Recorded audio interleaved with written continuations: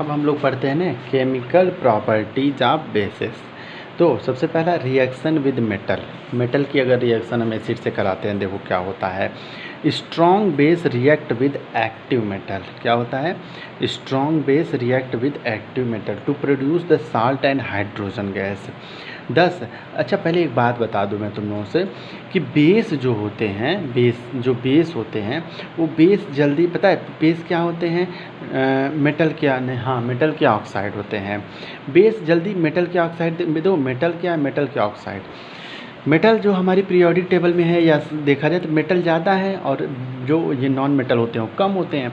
अब बेस का non metal से रिएक्शन मतलब बेस का जो रिएक्शन होता है वो कम होता है, बहुत कम होता है। बेस लेस रिएक्टिव एक तरीके से समझो होता है अनदर मेटल के हिसाब से। अगर किसी मेटल से ये रिएक्शन कराओगे, देखो यहाँ मेटल और मैं बताया तो ये भी मेटल ऑक्साइड। अच्छे बताओ, मेटल ऑक्साइड मेटल से रिएक्शन करना चाहेगा?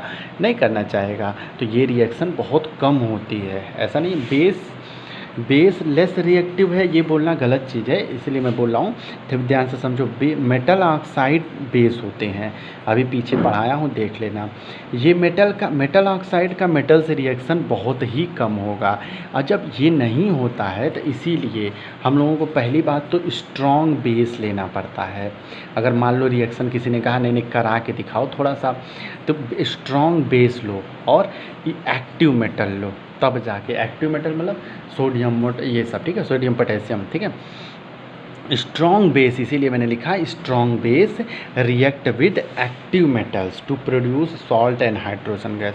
दस there these bases not kept at the metal container. इसीलिए हम लोग क्या करते हैं, इस टाइप के बेसिस को हम एक्टिव मेटल में नहीं रखते हैं। एक्टिव मेटल अगर कोई एक्टिव मेटल का कोई कंटेनर बना है तो उसमें इन बेसिस को नहीं रखेंगे, ठीक है।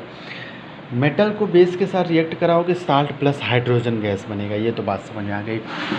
और सिर्फ चाहे एनसीईआरटी पढ़ लो, चाहे 10th की कोई भी है बुक पढ़ लो, हम यही एक रिएक्शन तुम्हें देखने को मिलेगा कि जिंक का NaOH के साथ रिएक्शन कराते हैं, Na2Zn, और इम्पॉर्टेंट भी खूब जम के है, ठीक है।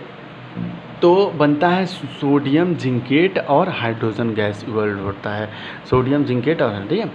Reaction with non metallic oxide. Bases react with non metallic oxide to produce salt and water. दो अब नॉन मेटेलिक से कर लेगा, क्योंकि यहाँ नॉन मेटेलिक ऑक्साइड मतलब नॉन मेटेलिक ऑक्साइड मतलब नॉन मेटल है ना, तो नॉन मेटल और मेटल से रिएक्शन हो जाएगा। नॉन मेटल और मेटल से रिएक्शन, देखो नॉन मेटेलिक होते क्या है? एसिड, और ये क्या हो जाएगा? बेस और एसिड का रिएक्शन बताओ जल्दी से क्या होता है? सॉल्ट बनाता है, सॉल्ट प्लस वाटर फॉर्म होता है, तो वही कह रहे हैं सॉल्ट प्लस वाटर होता है। This reaction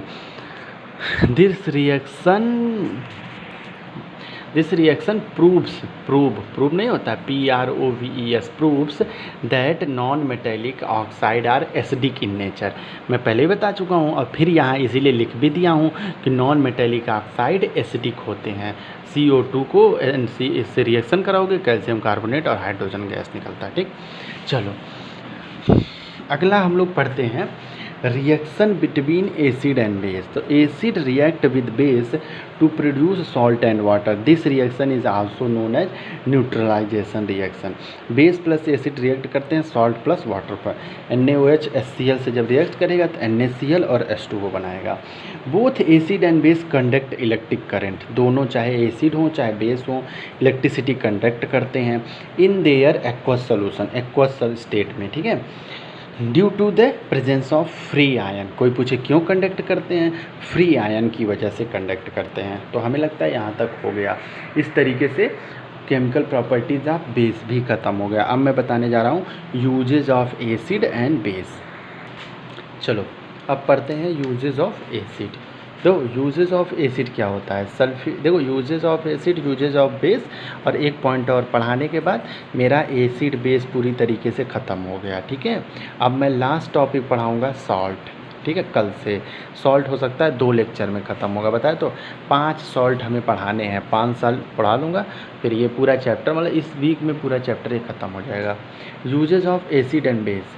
sulphuric acid. Sulphuric acid is used in the manufacturing of the fertiliser, paint, explosive, synthetic fibre, dyes, drugs, ETC। सबको पता है कि देखो सल्फ्यूरिक एसिड नहीं पता है तो भी याद, ये तो देखो पूरा याद करने वाला है, इसमें मुझे कुछ समझाने वाला नहीं है, ठीक है। कि सल्फ्यूरिक एसिड का यूज हम 1 नंबर में ये कभी कभी पूछते हैं कि सल्फ्यूरिक एसिड का यूज हम लोग यहाँ पे पेंट्स होता है एक्सप्लोसिव बनाने के लिए, फर्टिलाइज़र बनाने के लिए, सिंथेटिक फाइबर डाइज, ये सब बहुत लोगों को ये सब चीज़ें आती है। Is also used in the petroleum refining, ठीक।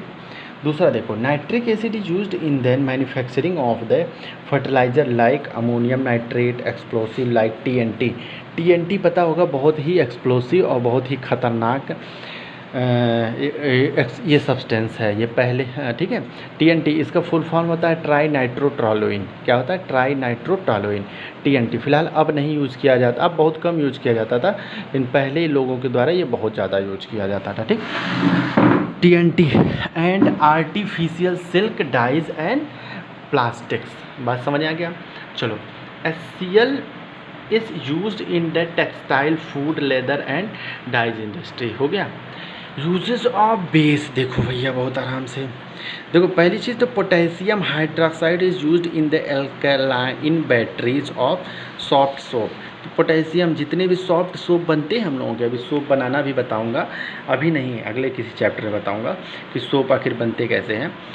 तो याद रखना, सोप जो होते हैं, सोप पोटेशियम सोप जो होते हैं पोटेशियम और सोडियम के बनते हैं, ठीक है। अब पोटेशियम के सोप बहुत ही सॉफ्ट होते हैं, सॉफ्ट बेबी सोप जो बनते हैं, बेबी सोप, वो सोप सोडियम के ही बनाए जाते हैं, ठीक है।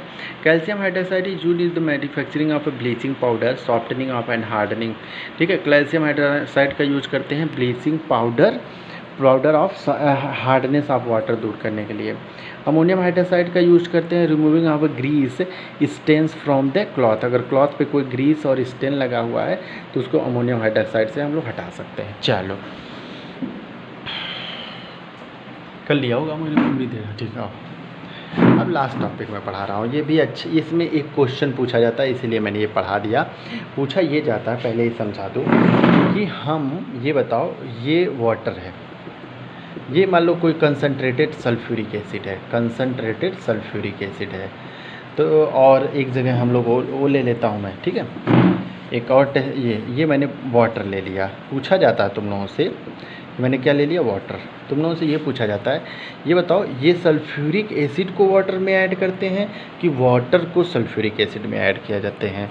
ये बात पूछी जाती है, मैं बोल रहा हूँ बार बार, इसीलिए मैंने उतना बड़ा वो लिख भी दिया है।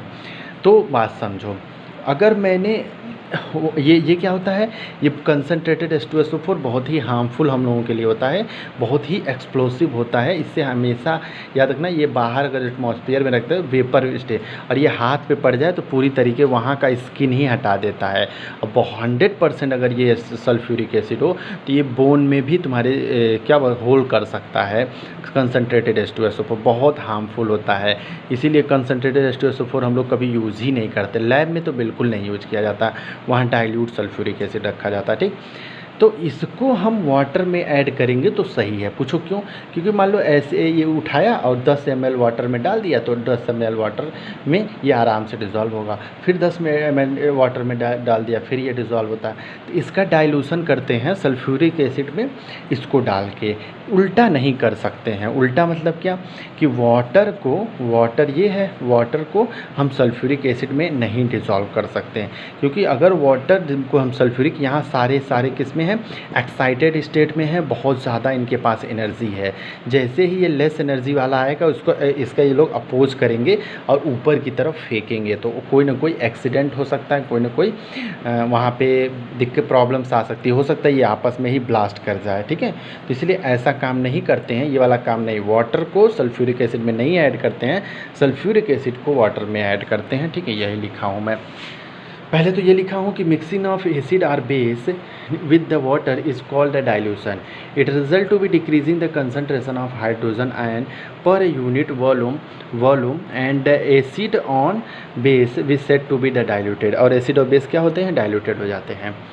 डिज़ोल्विंग ऑफ एन एसिड और a base in water is highly exothermic reaction. यहाँ से अगर ये पूछ दिया जाए ना कि क्यों, तो तुम लोग यहाँ से लिखोगे डाइल्यूशन ऑफ एसिड और base in water is highly exothermic reaction, so care must be taken while doing it. जब ऐसे करते हैं तो क्या करते हैं? अब देखो क्या करते हैं, करते हैं कि द एसिड